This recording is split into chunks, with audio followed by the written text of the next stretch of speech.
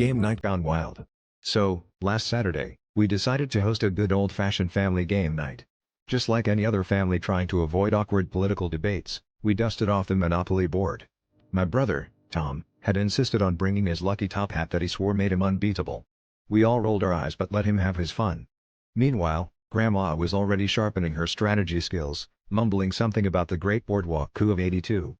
Things started off normal enough, until my sister, Lisa, landed on Park Place and casually mentioned that she'd love to get into real estate someday.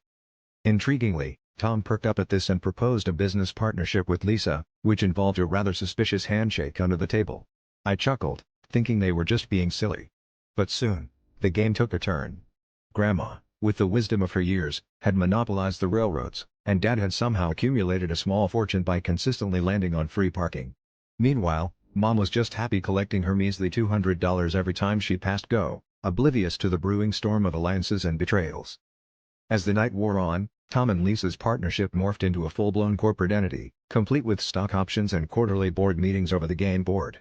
They even started dressing up, Tom in a makeshift suit and Lisa borrowing Grandma's pearls, to look the part. As the alliances grew more complex, I found myself bewildered, sitting there with my little iron token, desperately trying to mortgage Baltic Avenue just to afford rent on Marvin Gardens.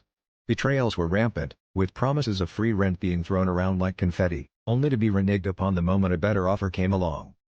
In the end, as the family sat surrounded by piles of Monopoly money and empty snack bowls, Tom stood up to make a dramatic announcement. He declared that, due to some unforeseen circumstances, the partnership was dissolving.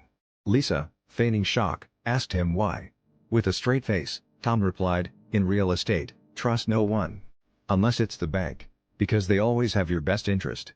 And with that groan-inducing pun, we all burst into laughter, realizing that game night had indeed turned into an epic saga of its own.